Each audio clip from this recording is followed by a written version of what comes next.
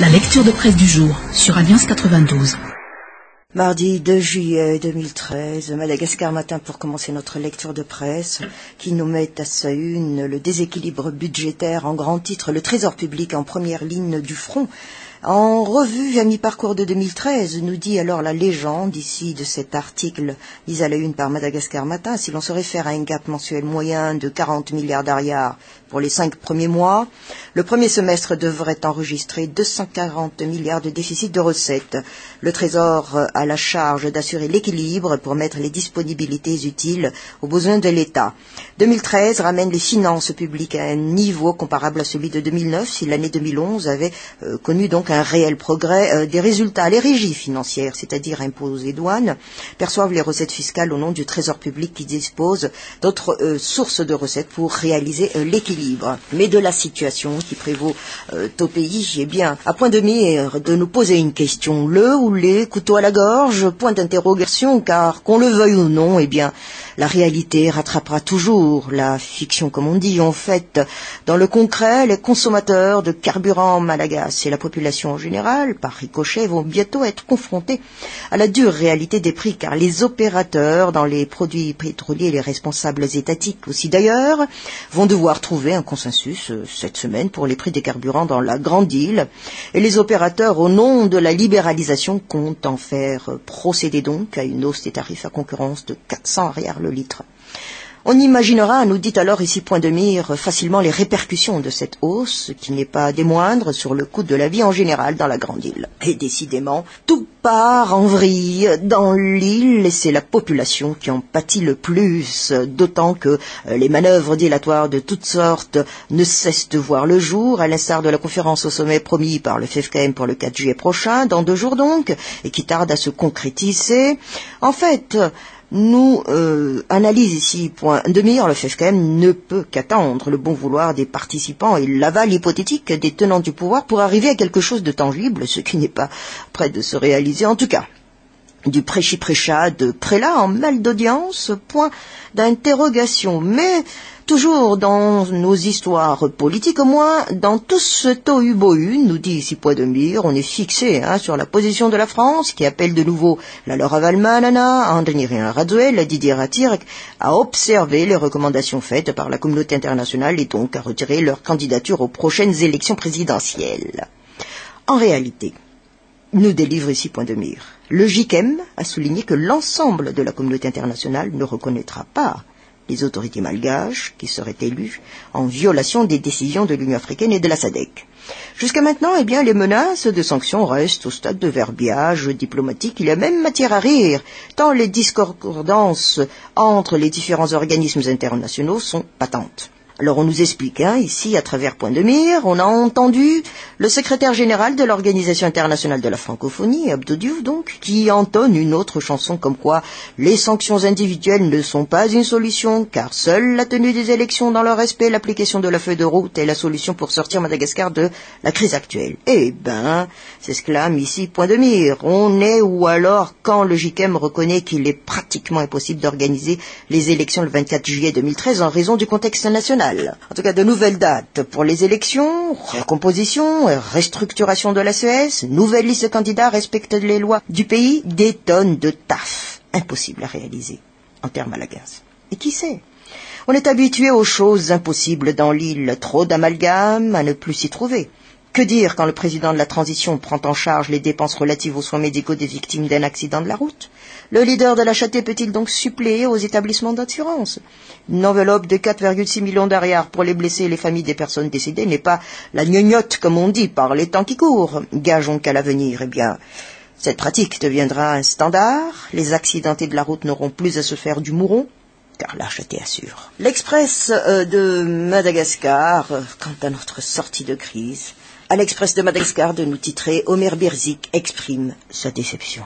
Un constat amer. Le Premier ministre Omer Birzik partage son inquiétude quant à l'évolution du processus de sortie de crise. Et je cite, « Ma déception est grande. C'est triste de voir la population qui aspire à la sortie de crise alors que la situation reste incertaine. Nous devons sortir de la crise et retrouver notre place dans le concert des Nations Unies. Au lieu d'avancer, nous marchons à reculons. » Fin de citation. Ainsi donc, le Premier ministre nous dit ici, l'Express de Madagascar sort de son silence après la réunion du GIC le 26 juin dernier. Les partenaires techniques et financiers entérinent le report de la présidentielle et brandissent alors les sanctions contre toutes les parties prenantes malgaches qui sapent le bon déroulement du processus électoral et la mise en œuvre complète de la feuille de route. Le chef de gouvernement avance que les consultations populaires devaient conduire à la sortie de crise. Toujours de cet article de l'Express de Madagascar, le Premier ministre évoque, et je cite encore une fois, « L'échec de la sortie de crise, nous pensons que les élections devaient nous conduire à cela. Malheureusement, celles-ci n'ont pas pu se faire alors que la population continue de souffrir. Nous avons besoin d'un gouvernement légitime, l'autorité de l'État est en déliquescence. » Fin de citation. Mais le Premier ministre aussi a fait part de son soutien à l'initiative du Conseil œcuménique des Églises chrétiennes. C'est une autorité morale.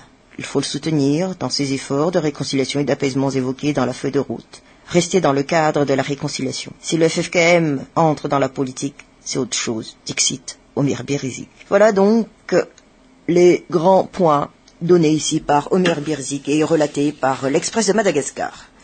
Midi, Madagascar, à sa une, Jean-Marc Koumba, le garde du corps de la loi, contraint de se retirer. C'est ici le grand titre donné par Midi Madagascar. Et justement à ce sujet, on nous dit que Jean-Marc Koumba, assisté par son avocate et l'ancien chief of staff, a fait face hier pendant 3 heures de temps aux 3 enquêteurs de la brigade de la gendarmerie de Fiadan. Ainsi, on reproche aux Germano-Gabonais d'exercer les fonctions de garde du corps, rapprochées de la Laura Valman, sans contrat de travail afférent. Et ces enquêteurs, nous rapporte ici Midi Madagascar, lui ont signifié que cette, entre guillemets, infraction est répréhensible par l'article 9 de la loi numéro 62006 qui prévoit une amende de 36 000 ariars et une peine d'emprisonnement de 2 à 6 mois ferme. Par contre, après vérification, les papiers qui permettent alors à Jean-Marc Koumba de rester à Madagascar, eh bien, ils sont en règle. Il a une autorisation de circulation dans le pays valable jusqu'en 2017. Ainsi, toujours de cet article de Midi Madagascar, à l'issue de l'audience d'hier, l'avocate de l'intéressé a réagi en dénonçant que la convocation à la brigade de la gendarmerie de Fiadan est une menace à peine voilée à l'encontre de son client. Et toujours, d'après donc l'avocat, il n'y a pas eu d'infraction pénale. Elle est même allée affirmer que la gendarmerie de Fiadan n'est pas compétente à instruire sur une affaire de séjour ou de contrat de travail. Mais en tout cas, les réactions n'ont pas tardé, nous dit ici Midi Madagascar, selon l'ancien chief of staff qui l'a accompagné donc, Jean-Marc Koumba s'est engagé comme bénévole, comme les 95% du staff de la Laura Valman. Il a offert son service par conviction, ses parents sont des amis du président Laura Valman depuis 30 ans. Désormais, notre tâche est d'aider Jean-Marc Koumba à obtenir un nouveau contrat de travail, car s'il continue à exercer dans les conditions actuelles, il s'expose à une expulsion dans les 48 heures. Jean-Marc Koumba est une idole des jeunes, et en tant que personne publique respectée et respectable, il devient un danger pour le camp d'en face. Dixit ici donc l'ancien chief of staff Henri Roger Ranefson. Voilà sur ce sujet. Courrier de Madagascar, 2 titres. Jean-Marc Koumba, Ikarakarantaratassma Piambna, cellule de crise de Madagascar, partenaire d'hier, ennemis actuels. Voilà, c'est le grand titre donné ici par Courrier de Madagascar, et toujours par rapport à ce dernier titre, eh bien, la cellule de crise de Madagascar, initiée donc par un groupe de parlementaires, après la série des limogeages, rappelons-le, et ce au sein du Conseil supérieur de la transition, eh bien, cette cellule durcit donc sa position contre le pouvoir actuel. Ainsi donc, partant de ce qu'il qualifie de dérapage des dirigeants de la transition, les éléments de la cellule de crise se baseraient certainement sur un système de déballage public pour convaincre leur auditoire durant la rencontre envisagée. La participation à cette conférence d'un des Flamboudzenard sera déjà considérée comme une prise de responsabilité de la part de chaque citoyen sur l'avenir du pays. Voilà ce qu'a déclaré donc un des intervenants lors d'une conférence de presse organisée au centre de la capitale. C'était dans la journée d'hier, car en effet, la cellule est revenue donc à la charge en annonçant une réunion publique à laquelle ses membres convieront la population, c'est-à-dire demain, à Ndefana Mbudzanard. Ainsi, pour Courrier de Madagascar, décidés à aller jusqu'au bout de leur entreprise, eh bien, les membres de la cellule de crise ont ouvertement réclamé devant la presse présente la démission du président de la transition de son poste. Et pour eux, le temps est venu donc de mettre fin à la transition et, par ricochet, à la crise et au gabégie allant de pair avec le régime actuel pour se concentrer enfin sur l'intérêt de la population. Sur un tout autre plan, avec la Gazette de la Grande Île qui nous met à sa une Université d'Antananarive, augmentation des charges. Ces derniers temps, donc, le nouveau mode de gouvernance instauré à l'Université d'Antananarive n'inspire guère la confiance aux parents des étudiants. En dehors des frais d'inscription, de nouvelles charges leur ont été imposées sous la désignation de droits d'inscription pédagogique. Voilà le grand titre donné ici par la Gazette de la Grande Île. Mais quant au marché pétrolier, eh bien, Vernos de 400 ariars par litre, nous titre ici en page économie la Gazette de la Grande Île. Si les négociations entre l'État et les compagnies pétrolières n'aboutissent pas cette semaine, la poursuite des différentes subventions accordées à ces dernières, les prix à la pompe pourraient reprendre le chemin de la hausse et ce mouvement des prix devait se situer à 400 ariars par litre, nous fait-on savoir. Eh bien, de quoi exercer un effet de boule de neige, donc, sur les prix en général, en commençant par les prix du transport, les produits alimentaires, de l'énergie, etc. De quoi également, nous dit encore ici la Gazette de la Grande Île, rendre encore plus moroses les activités économiques déjà plombées par la crise et des coûts très élevés de l'énergie. Quoi qu'il en soit, eh bien, les subventions accordées par l'État n'ont pas tellement profité aux pauvres, même s'ils ont réussi à contenir l'inflation. Si c'était le contraire, le pays n'aurait pas enregistré un taux de pauvreté record de 92% cette année. Et s'il faut encore ajouter les 400 ariars supplémentaires au prix de la pompe, celui du gazole passera de la barre psychologique des 3000 ariars par litre pour situer à 3130 ariars, alors que celui de l'essence plutôt approchera les 400 ariars. Notons que le gazole est le produit pétrolier le plus utilisé au pays, non pas seulement dans le secteur des transports, mais également au niveau de l'industrie et du secteur de l'électricité. Ainsi donc, les compagnies pétrolières se plaignent de perdre de l'argent suite au gel des prix à la pompe et les stations de service aussi. Et certaines ferment même la boutique. Seulement, il faut noter que les acteurs du secteur se mettent plein les poches avec la fourniture en gazole et en fuel de la Jirama. Ainsi, les données du Trésor public l'attestent, nous confirme ici la Gazette de la Grande Île. Cette institution évoque la différence de 12% entre les prix à la pompe et les prix du carburant fourni à la Jirama. Or, cette dernière devait bénéficier de prix nettement inférieurs à ce qui se pratique à la pompe, si l'on se réfère donc au contrat entre la Jirama et ses fournisseurs en carburant.